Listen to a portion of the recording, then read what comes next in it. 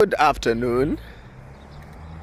Yesterday, I was talking about how corruption has affected our nation, causing it to be weak and causing us to pass a legacy to the generations to come of debt and weakness, and causing us to lose credibility globally. So I gave a few examples yesterday, and later my wife sent me a clip of Bishop Oginde praying in State House.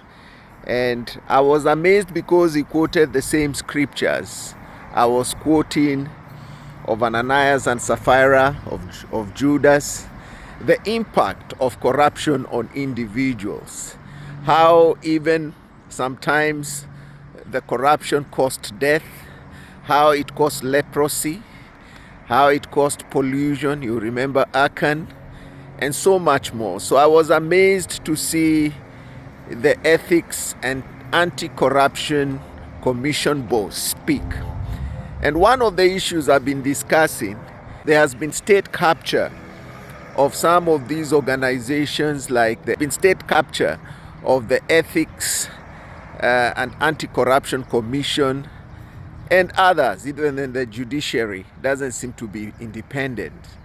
So the whole issue of seeing him speak, Bishop Oginde, made me wonder whether God is beginning to do something mighty, because this is a man of God who knows what is right, and he has been given a very, very critical position as the head of the Ethics and Anti-Corruption Commission, which one wonders how independent it has been, because we have been seeing the church going to State House, and we've not had such kind of a prayer. It's like they have been muzzled, they have been made mute by the gifts and the other things.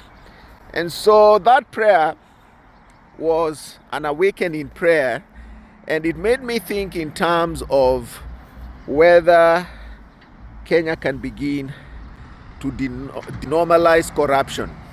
Because corruption has become part and parcel of everything. You know, the culture of kitu kidogo. One of the musicians, Eric Wainaina, sings inchi ya kitu kidogo and inchi ya watu wadogo. And he's very right, because corruption, as I said, has really messed us up. Around 40 to 50 billion or even more, 40 to 50 billion dollars has been embezzled or stolen since independence.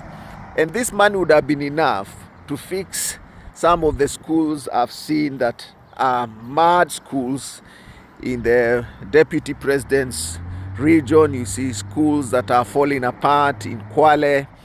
Would have had first class infrastructure, would have had not have to be doing harambees, because we have normalized not only corruption, bribery, we have normalized harambees. Some of these things ought to be done by government. We need not to be fundraising for schools, because we are already paying tax. So there's a lot of things we have normalized. For example, harambees, for example, rewarding our relatives for jobs and stuff like that. And this makes me think that this fight of the Gen Zs was not in vain. If we can awaken government to do the right thing, this would really, really begin to fix our nation.